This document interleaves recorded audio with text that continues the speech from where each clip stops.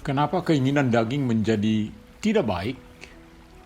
Sebab telah dirusak oleh dosa. Maka ada nyanyian kita yang mengatakan bahwa pikiran sikap kita selalu mengarah kepada hal yang buruk, hal yang tidak baik. Namun puji syukur untuk kebaikan Tuhan kita. Dia kembali menuntun kita sebab Roh Kudus sudah hadir dalam diri kita. Sehingga oleh roh kita mematikan perbuatan-perbuatan yang menuju kebinasaan. Sehingga kita hidup. Selamat hari Minggu Pentakosta Bapak Ibu anak-anak kami. Biarlah kita tetap disegarkan oleh firman Tuhan pada minggu ini.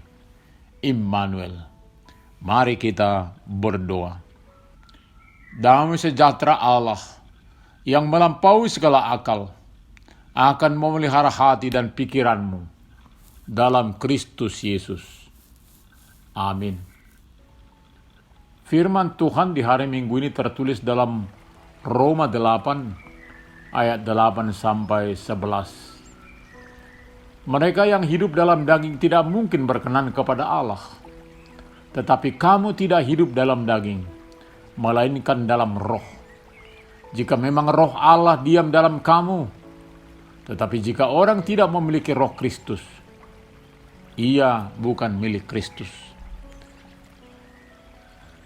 Tetapi jika Kristus ada dalam kamu, maka tubuh memang mati karena dosa, tetapi roh adalah kehidupan oleh karena kebenaran. Dan jika roh Dia yang telah membangkitkan Yesus dari antara orang mati diam dalam kamu, maka Ia yang telah membangkitkan Kristus Yesus dari antara orang mati akan menghidupkan juga tubuhmu yang fana itu oleh rohnya yang diam di dalam kamu. Hidup dalam daging tidak berkenan kepada Allah. Maka baiklah kita hidup dalam roh, sebab kita adalah milik Kristus. Jangan sampai kita yang hanya sekali hidup salah menentukan pilihan. Hidup dalam daging biasanya sudah diperhamba dosa. Maka akan nampak sikap yang tidak benar. Egoisme, iri hati, pemarah, dendam, hidup dalam percabulan, serakah, menyembah berhala, geram, memfitnah, berkata-kata kotor dan sebagainya. Sedangkan hidup dalam roh, yang pasti dalam tuntunan roh, tentunya pro kebaikan, pro kehidupan.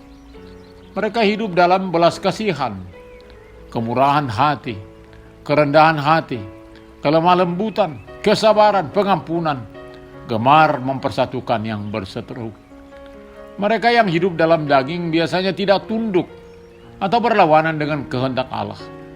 Mereka akan selalu hendak memuaskan keinginan-keinginannya yang berujung kepada kematian.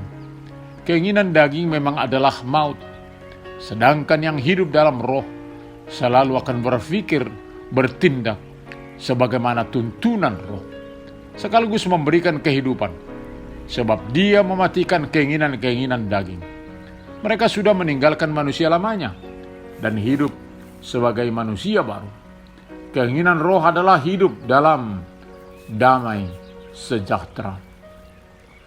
Kehidupan yang dipenuhi roh terpusat pada Kristus dan tertuju kepada Allah. Setiap hari hidup yang semakin dewasa. Jadi bukan lagi kehidupan yang terpusat kepada diri sendiri, yang dikuasai oleh tabiat manusia lama, oleh hawa nafsu. Kita sebagai pengikut Kristus sudah dipenuhi oleh roh yang menuntun kita melakukan sebagaimana firman Tuhan katakan. Ada kasih, sukacita, damai sejahtera, kesabaran, kemurahan, kebaikan, kesetiaan, kelemah lembutan, dan penguasaan diri. Dan tidak mungkin seseorang masih hidup dalam keinginan daging sekaligus dipenuhi roh, sebab tidak mungkin yang dipenuhi roh masih melakukan perbuatan-perbuatan tidak benar. Saat ini kita memperingati hari turunnya Roh Kudus, maka sudah selayaknya kita senantiasa dikuasai roh. Dialah yang selalu membimbing dan mengarahkan, menguatkan kita, sehingga tidak lagi hidup dalam perhambaan dosa. Dan pasti orang-orang yang dipenuhi roh masih mempunyai peluang untuk kembali kepada perhambaan dosa dengan kelezatan dunia.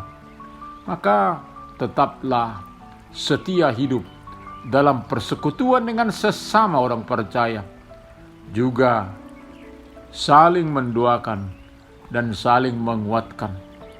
Roh Kudus akan menyadarkan seseorang untuk percaya kepada Kristus, sekaligus juga menyatakan bahwa ada hari kedatangan Kristus yang kedua kalinya.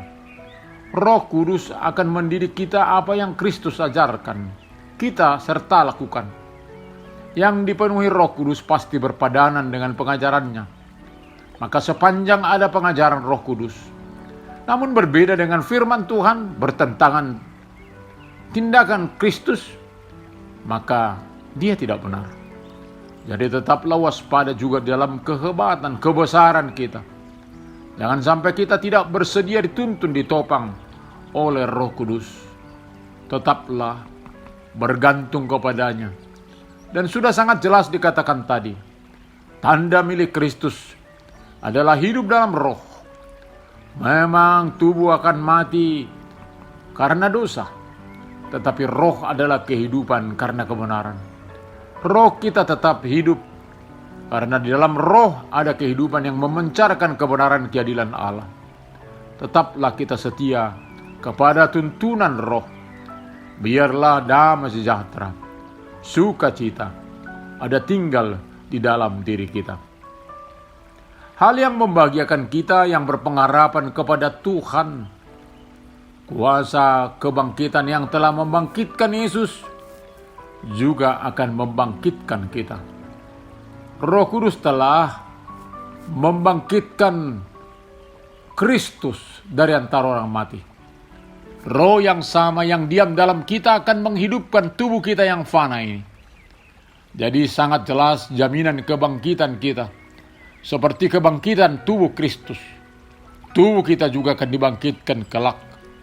Maka walaupun sebagaimana orang berdosa kita akan melalui juga dinamakan kematian, namun roh yang ada dalam diri kita akan membangkitkan kita sebagaimana Kristus dibangkitkan.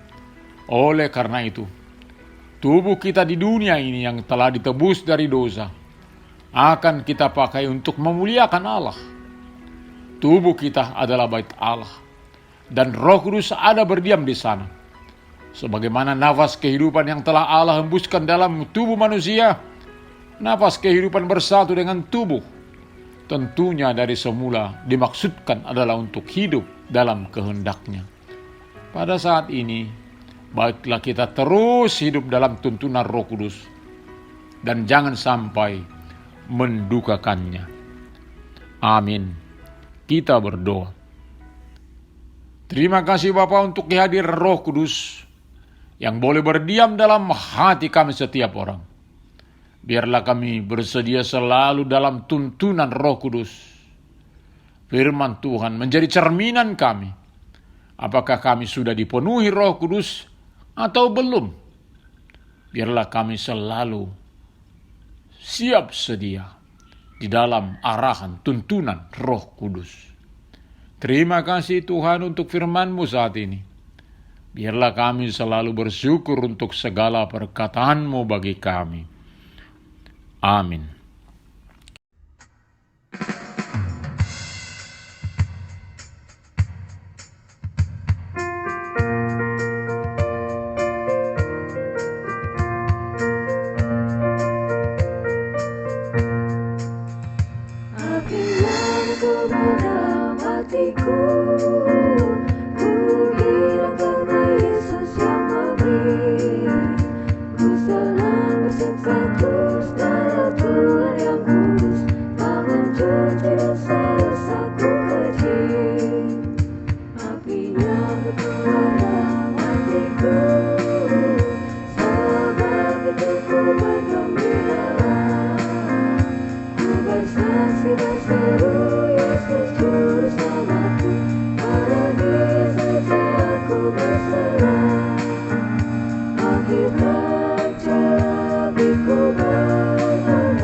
Pujimu yang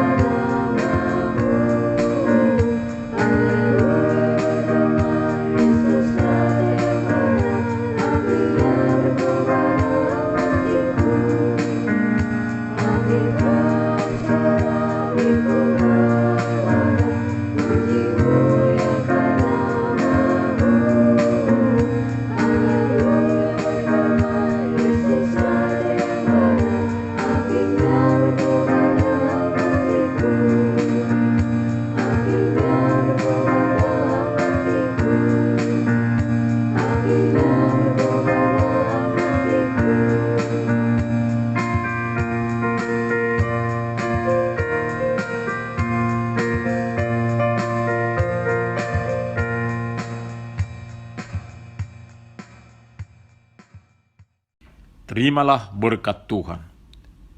Tuhan memberkati engkau dan melindungi engkau. Tuhan menyinari engkau dengan wajah-Nya dan memberi engkau kasih karunia.